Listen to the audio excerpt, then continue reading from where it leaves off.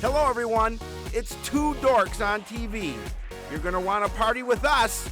Glide into that favorite spot as we celebrate Cardinal Nation. Luke has been made an honorary cheerleader. Monty with a nice wraparound, and MJ pleads his case to the refs. But as always, the officials are always right. Sportsnight is next. Hello, everyone, and welcome to Sportsnight. I'm Joe Young. And I'm Howie Shapiro, and yes, the officials are always right. Good stuff tonight. We've got some fun stuff. No matter how much you argue and how right you may be. And how big a homer you are. The calls typically stand, and it's hard to win an argument against a guy in stripes or blue or a guy with a whistle. Guy with a whistle, yep. Whatever color they wear in that particular sport, yellow in the case of soccer. But yeah, we've got some good stuff. Certainly not as much as we've had the last couple of shows. We have our final Sports Night spotlight of the winter season as we got a chance to meet with the Nordic ski team this past week, and it's interesting because their season really didn't get shortened that much. But it did get pushed back. So now here they are. They're skiing into the month of March when normally state would have already been done.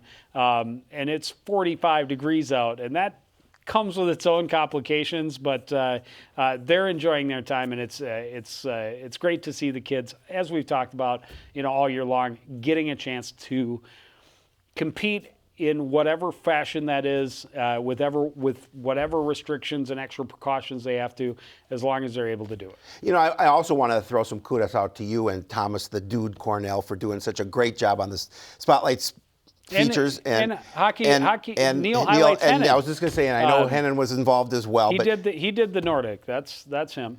He was on skis too, wasn't he? That I don't know about. But we start the show with a little bit of good news for the boys hockey program. We talked about it last week. They had a positive case, had to hit pause for a couple of weeks. Well, the Anoka Hennepin School District adjusted their rules and their protocols. It means the team is able to get back on the ice a little bit earlier. So they'll return to practice this Friday. They were able to scramble together a couple of extra games. They're going to play host to Simley on Saturday, and they'll be at at Totino Grace on Monday afternoon. Great news. A second game against Totino Grace that they normally didn't have scheduled. We'll see what other games they might be able to schedule in over the last couple of weeks of the regular season. Yeah, and that's great news that they're able to come back a little bit early, and I'm sure they're ready to get back on the ice. Yeah. Well, the girls hockey team has not hit pause. They're hitting fast forward as they're racing towards the end of their regular season. Ran into a Rogers team on Saturday, though, that was not forgiving. Look at the shots on goal, almost even. The Bluebirds definitely put some good pressure on the Royals netminder, but the Royals netminder stopped all 28 shots she faced, and they come up the losing end 4-0. On Tuesday, they get another, look at that shots on now, 44-21. The Anoka Spring Lake Park netminder was busy and apparently standing on her head because she made 42 saves. But in the end, the Bluebirds get the victory, improved to 4-9 on the year. Abby Ness, a goal and an assist. Delaney Johnson had the other goal for the Bluebirds. Cam Mayer made 20 saves to get the win. They host Matamidi on Thursday and will host Armstrong Cooper on Saturday. Just a handful of games left for everybody in the regular season. Yeah, it was obviously started a little late. It's gone quickly. Very. Wrestling team, as we talked about, they had the extra 2 weeks off after they started early in the year and jamming as many meets in as they can.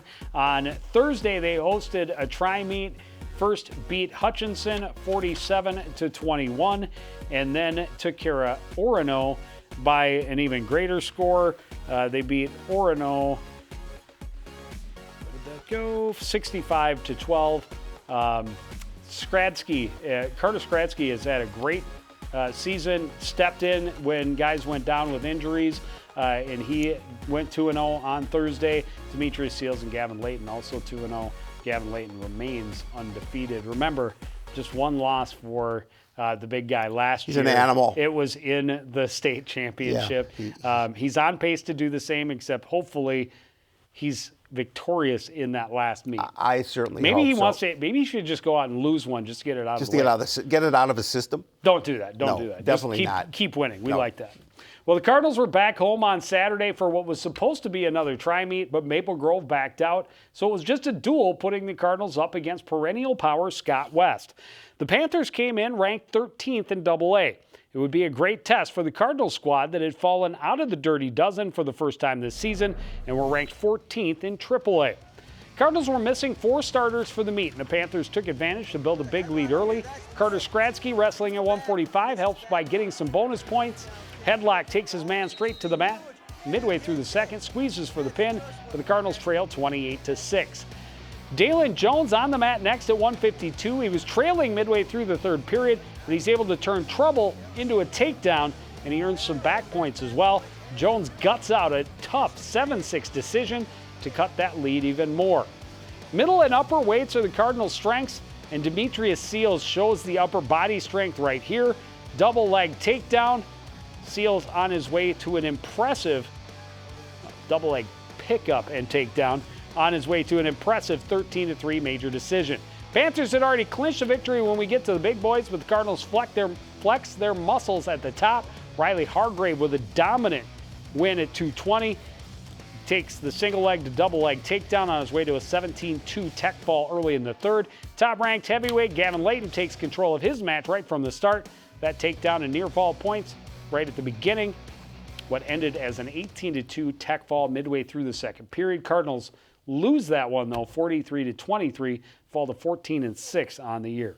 Yeah, tough one for them to lose. I know that was as you mentioned in the piece, a good challenge for them, and they wanted to come out on top. But those, again, fell in a hole early and unable to dig out. 14-6, all 6 to ranked opponents. Yep. They have packed what little non-conference schedule they have been able to put together with very, very good teams. They're still undefeated in the Northwest Suburban, and a big, huge test coming up on Saturday when they get to take on Anoka. Always a good one. Very good chance that will determine the winner in the Northwest Suburban. They're actually over at Park Center tonight on Wednesday night. Henry Sibley is there as well. They'll be hosting Osseo on Friday, and then both Champlin Park and Anoka on Saturday, and that should be an interesting one. We'll have live stream for you right here on CTN. That's exciting mobile stuff. Absolutely. So check out the CTN YouTube page. We'll have coverage of both Friday and Saturday wrestling meets here on the CTN mobile, so that's exciting. Gymnastics team, again, a nice long breather for them. They're back in action at Maple Grove a week from tonight, next Wednesday on the 10th, and then they will host Rogers that Saturday, and I believe that wraps up their regular season. You know who's been hot? The swim team. I do know who's been hot. They've been hot even though they're in the water. They've been hot. They cause the water to boil. They've been so hot. That hot? I like it. I knew they were hot. I didn't know they were that hot. Well, the swimming and diving team is a little more than a week to get ready for the section meet after a hectic end to the regular season. The Cardinals had 3 duels in the past week, starting with a visit from Andover on Thursday. The Cards were still perfect on the season and gunning for a championship matchup with Maple Grove on Saturday, but they weren't about to overlook the Huskies. Cardinals set the tempo from the opening event. The 200 medley relay team is strong, and the Huskies would push them all the way. Matthew Struess started, and Brian Tran is shoulder to shoulder with the Andover swimmer at midway point. Tyler Schultz takes care of the butterfly, and they open up a lead just a bit. Then Ethan Warmack finishes it strong and gets the Cardinals the win in 142.89. Well, the Cardinals' depth is what's making the difference this season, and the 200 freestyle is a perfect example. Will Melshaw outpaces the pack in 148.56. Nick Melshaw takes second, and Abba Mayanya takes third for the Coon Rapids sweep. And they get the brooms out again in the 200 IM. This time it's Tyler Schultz with a dominant win in 2 minutes and 0.3 seconds. Mitch Tronson and Nick Larson are 2 and 3. Cardinals lead 36-10 after just 3 events. They weren't done cleaning house. Up next is the 50 free, Joe's favorite, and they could see it from all the Cardinals. It's Brian Tran, Matthew Struess, and Ethan Womack, 1, 2, and 3. The Cardinals cruise to a 97-80 victory and proves their record to 9-0 on the season. Yeah, it's fun to see them, with the sweeps. And granted, Andover not the top-notch team in the conference, but for them to go out and really take care of business. Absolutely. And for guys to be putting up the numbers that they are is really impressive. We've got a couple of things in their last couple of meets of the season that are very exciting to talk about. We were hoping that we'd be talking about them beating Maple Grove to claim the Northwest Suburban Conference Championship. Unfortunately, that is not the case. They came up short against the Crimson on Saturday, losing 99-86, but still some very impressive swims. The 200 medley relay team set the Northwest Suburban Conference record with a time of 1:38.51. They still are a couple seconds off the school record, which they set last year at both section and state. So that's the third place in school history behind their section and state performance last year. So they've still got a couple of chances to try and beat that. Jack Simmer posted a lifetime best in that event off the board with a 2:51. Against Osseo, again, another team that's a little bit lower, but the guys didn't take it for granted. No.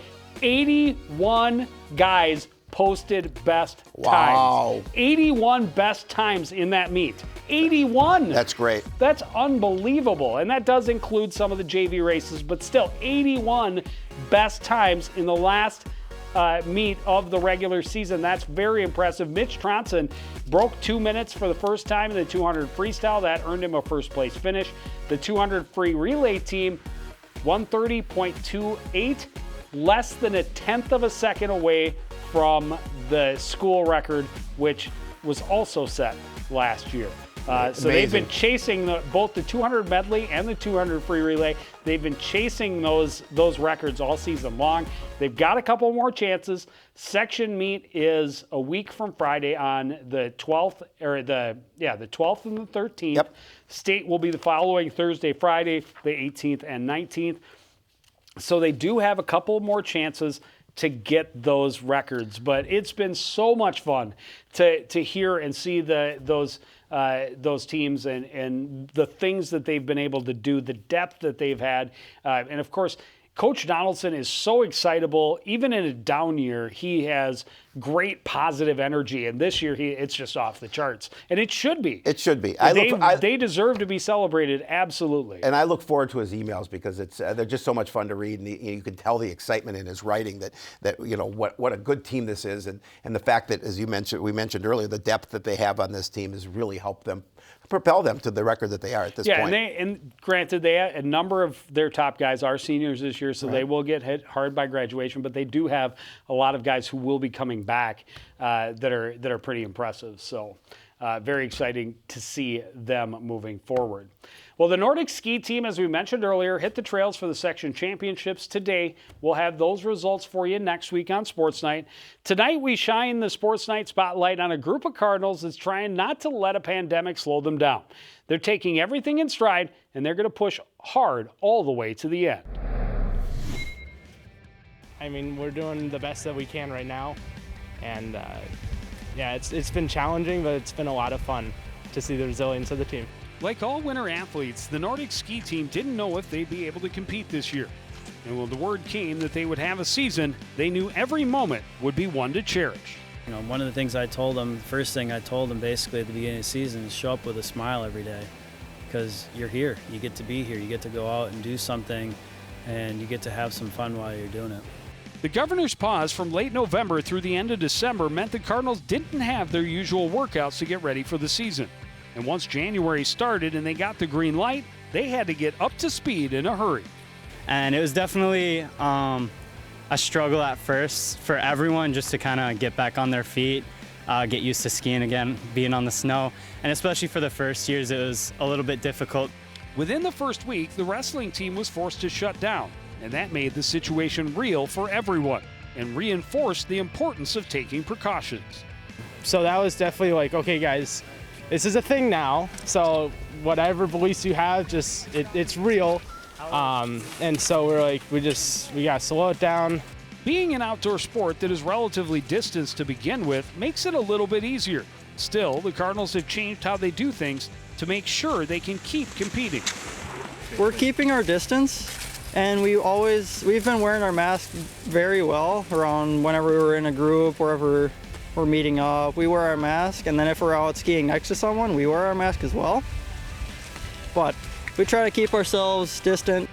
The last year has been crazier than anyone could have expected, but it makes the little pieces of normalcy that much more important.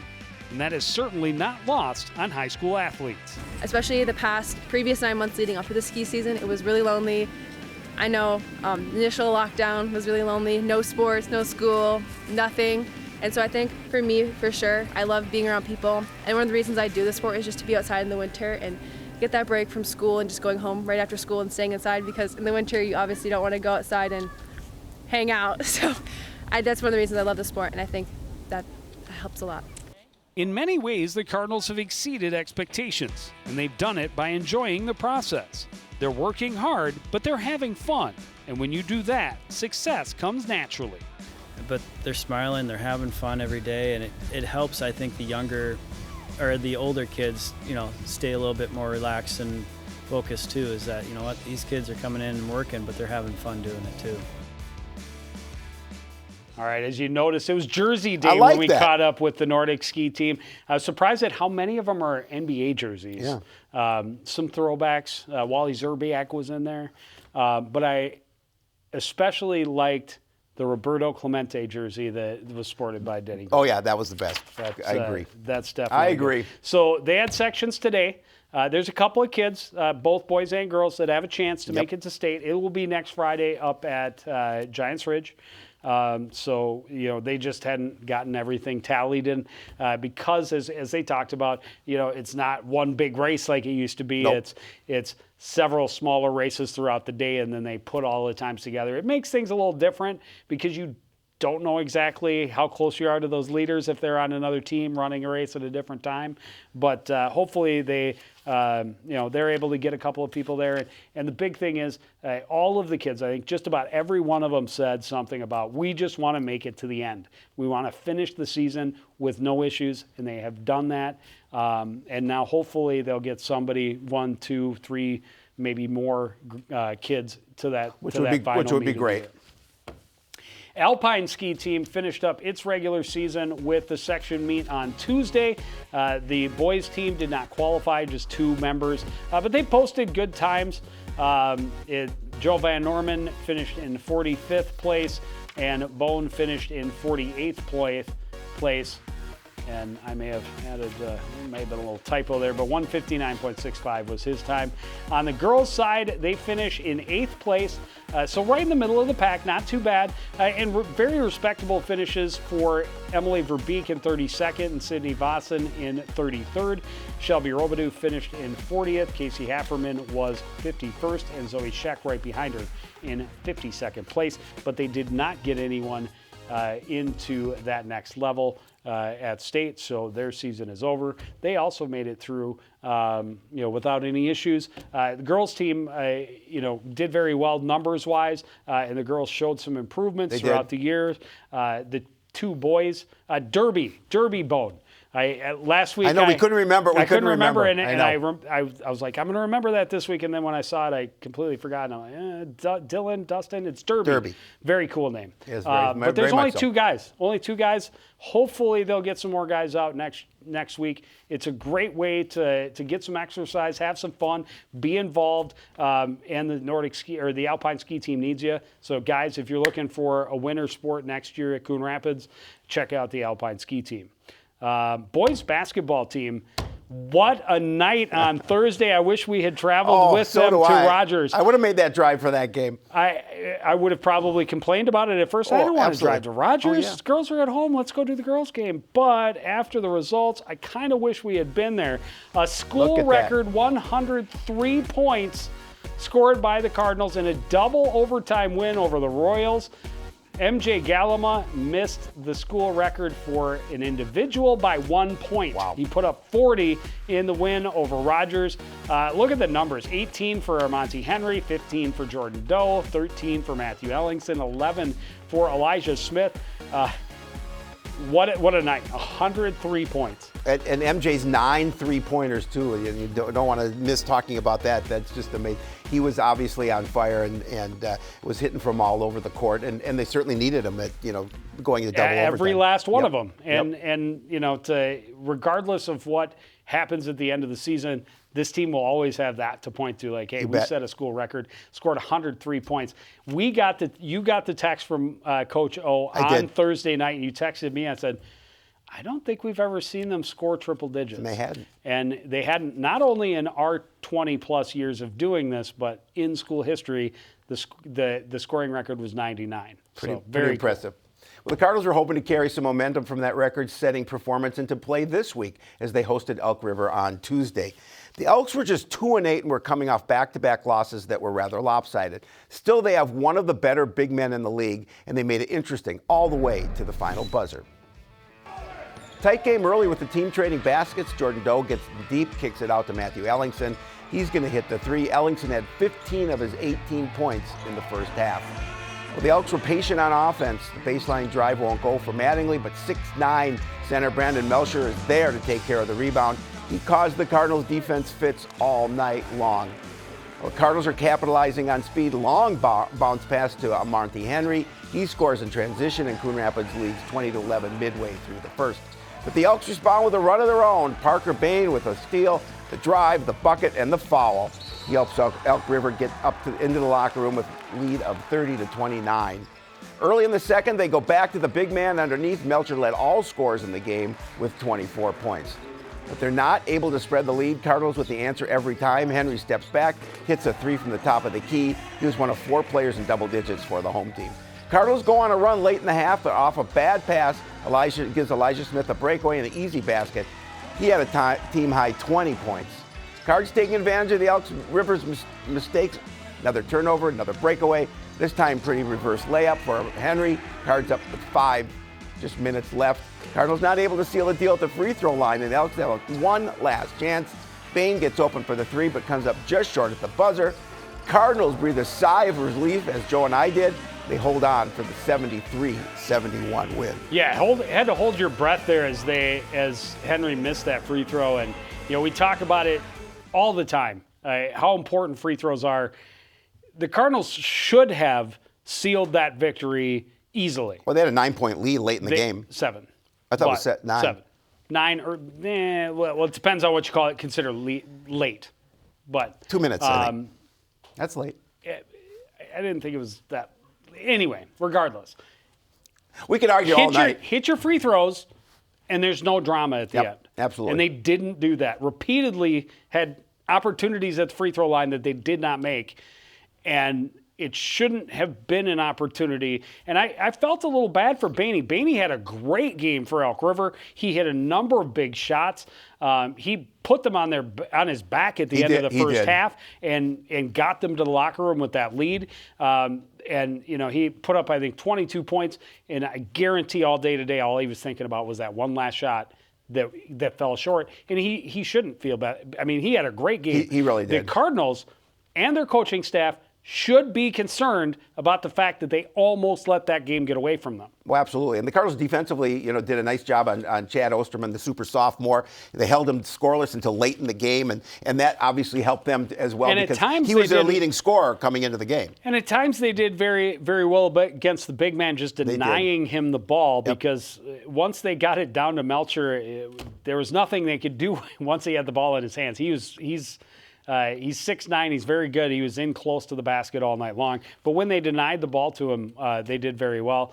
But they protected the ball a little better than Elk River did in the second half.